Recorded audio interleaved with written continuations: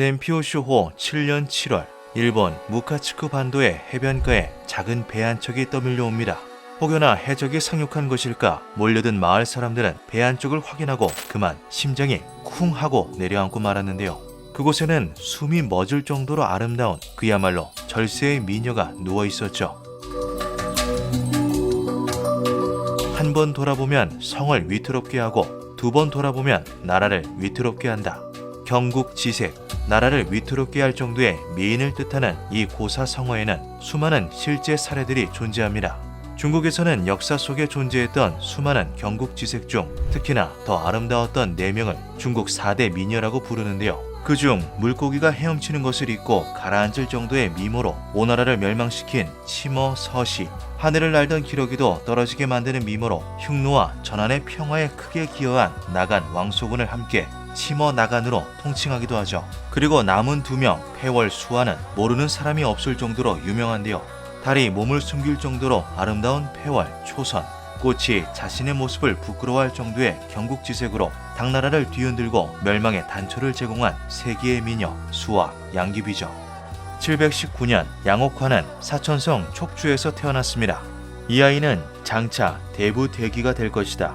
황후와 같은 존귀한 자리에 오를 것이다. 정명록에 의하면 한 선비가 그녀의 용모를 보고 이러한 예언을 남겼을 정도로 양옥환은 어릴 때부터 미모가 뛰어났다고 하는데요.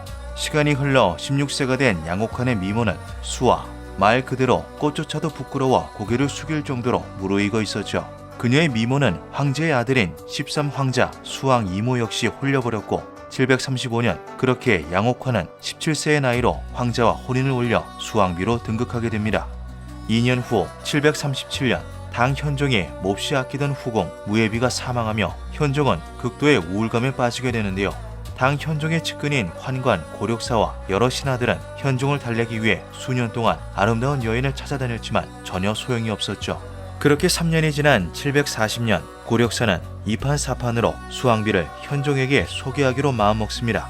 그리고 처음으로 양옥환을 마주한 현종은 무려 33살의 나이 차이가 나는 자신의 며느리에게 첫눈에 반하고 마는데요.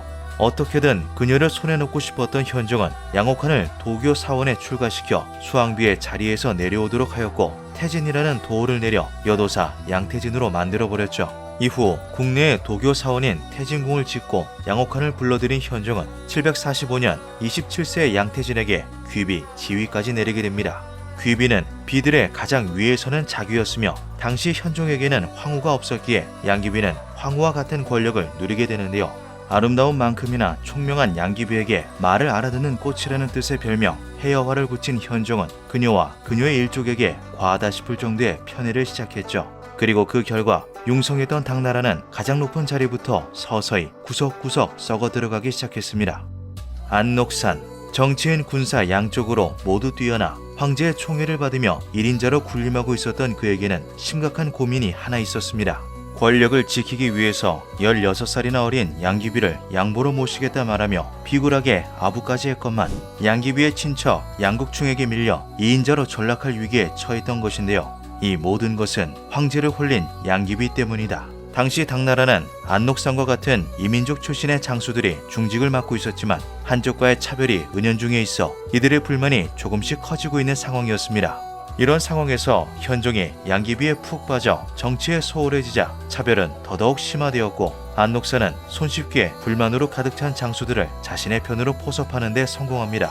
간신 양국충을 토벌하자 755년 11월 10일 범영에서 반란을 선포한 안녹산은 16만 명에 달하는 대군을 이끌고 수도인 장안으로 출발하는데요. 한 달 만에 낙양이 함락되었고 756년 6월에는 수도인 장안마저도 안녹산의 손에 떨어졌죠. 현종과 양귀비는 가까스로 도주에 성공했지만 이 모든 사태의 원인에 불만을 품고 있던 호위병사들이 갑자기 발을 멈춥니다. 그리고 느닷없이 양국충과 그의 아내들을 포함한 모든 양씨 일족을 베어버렸는데요. 양국충은 반란을 일으키려 해 주살되었습니다.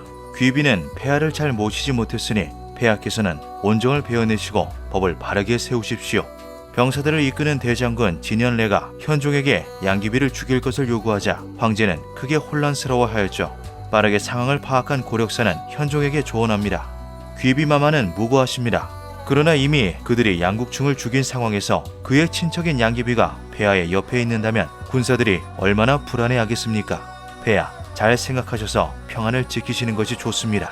고력사와 더불어 신하들마저 귀비의 죽음을 주장하기 시작하자 현종은 결국 눈물을 흘리며 양귀비에게 비단을 내렸는데요.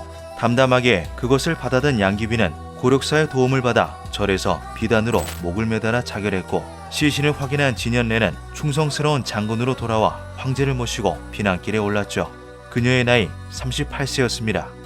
그런데 여기에는 숨겨진 뒷이야기가 전해져 내려오고 있다고 하는데요. 사실 양귀비는 살아서 일본으로 도망쳤다는 전설이죠. 이 놀라운 이야기는 시간을 돌려 비단을 받아든 양귀비가 목을 매달기 위해 절 뒤편으로 이동했을 때부터 시작합니다. 이렇게 아름다운 사람이 죽는 것은 참으로 아까운 일이다. 양귀비의 죽음을 확인하기 위해 그녀를 가까이에서 마주한 진현래는 믿기지 않을 정도의 미모에 크게 당황했습니다. 어느새 그는 주군이 저렇게 슬퍼하시는데 신하로서 이 여인을 죽이는 것이 맞는가라며 자신을 합리화하기 시작했죠. 그리고 양귀비의 몸이 허공에 매달리기 직전 진현래는 고력사를 제지합니다. 마찬가지의 이유로 양귀비를 살리고 싶었던 고력사였고, 둘은 순식간에 의기투합하게 되는데요. 양귀비 대신 시녀의 목을 매단 다음 시녀의 옷을 양귀비의 것으로 갈아입혀 시신을 위장한 그들은 몰래 배 한 척을 수배했죠. 시녀 한 명과 함께 양귀비를 배에 태운 고력사는 진현래가 병사들에게 양귀비의 죽음을 알리는 사이 배를 바다로 떠내려 보냅니다. 배는 해류를 따라 끝없이 동쪽으로 흘러갔고 이윽고 나가토의 무카치쿠 반도에 도착하게 되는데요. 이분은 당나라 천자인 현종 황제의 애비 양귀비라 합니다. 안록산의 반란으로 인해 처형될 뻔한 것을 황제의 슬픔을 참아 볼 수 없었던 장군이 몰래 이 배로 도망치도록 해주었습니다.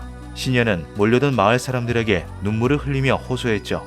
가쁜 숨을 몰아쉬고 있는 양귀비는 기약 없는 오랜 항해로 인해 수척해져 있었음에도 불구하고 나라를 무너뜨렸던 그 미모만큼은 여전히 빛나고 있었습니다. 마을 사람들은 귀비를 극진히 간호했지만 몸이 크게 약해졌던 양귀비는 몇 년 후 숨을 거두고 말았는데요. 사람들은 크게 슬퍼하며 양귀비를 정성껏 장사 지냈죠. 놀랍게도 이 전설이 실화인 듯 주장하는 수많은 흔적들이 곳곳에 남겨져 있습니다. 양귀비가 떠내려온 곳은 토우도구치, 즉 당나라가 건너온 곳이라는 이름을 붙여 기념되고 있는데요. 그녀의 무덤은 현재까지도 유명 관광지로서 수많은 방문객들을 맞이하고 있죠. 요우키이노 사토, 양귀비 마을이라는 이름이 붙은 이곳에는 예로부터 양귀비의 무덤에 참배하면 소원이 성취된다라는 소문이 돌아 수많은 사람들이 멀리서부터 찾아왔다고 전해집니다. 이곳에는 양귀비의 무덤은 물론 중국식 정원과 양귀비의 동상까지 존재하고 있죠. 현지에서 구존되어 온 설화에는 양귀비가 일본에 도착한 이후의 이야기도 담겨져 있습니다. 저는 일본에 도착했습니다. 그곳 사람들은 저를 지극하게 대접해 주었지만 몸이 너무나 약해졌던 탓에 이 세상 사람이 아니게 되었습니다. 지금은 천상과 인간계에 우리가 떨어져 있지만 언젠가 꼭 다시 만날 날이 올 것입니다. 자신의 최후와 함께 현종에 대한 사랑을 말하는 양귀비가 꿈속에서 계속해서 나타나자 현종은 몹시 슬퍼하며 석가 열애상과 아미타 열애상을 사신의 편에 붙여 일본으로 보냈다고 하는데요. 그러나 무카치쿠 반도가 워낙 외진 곳에 있었다 보니 막상 일본에 도착했을 때 양귀비의 무덤 위치를 그 누구도 알지 못했죠. 어쩔 수 없이 사신은 불상들을 교토의 청량사에 맡겼고 이후 뒤늦게 나가토의 천청사 쪽에 양귀비의 무덤이 있다는 것을 알게 됩니다. 두 개의 불상을 모두 천청사로 옮기게 될 상황이 오자 당나라 황제가 친히 보낸 불상이 탐났던 청량사는 매우 영험한 불상이니 하나만 여기에 남겨달라고 부탁하였고, 그 마음을 이해한 천청사는 불상을 각각 하나씩 나눠 가지는 것으로 합의를 보았다고 전해집니다. 이때 천청사는 이존을 본존으로 모신다는 뜻으로 이름을 이존원으로 바꾸게 되었죠. 이것은 일본 현지의 절에서 아주 오랫동안 전해져 내려온 이야기입니다. 그 불상들은 현재까지도 그곳에 고스란히 남아있다고 하죠. 또한 양귀비의 후손이라고 주장하는 사람들도 있는데요. 일본의 유명 배우이자 가수였던 야마구치 모모에는 자신이 양귀비의 후손이라 주장하며 사람들을 놀라게 만들기도 했죠. 과연 이 전설대로 양귀비는 일본에서 숨을 거두었던 걸까요? 중국과 일본 둘 중 어느 것이 진짜 양귀비의 무덤인 걸까요? 기록에 따르면 756년에 아름다운 여인이 일본의 토우도구치에 떠밀려왔다는 것만은 확실합니다. 만약 배에 타고 있던 미인이 양귀비가 아니라면 그녀의 정체는 대체 무엇이었을까요? 기묘한 밤이었습니다.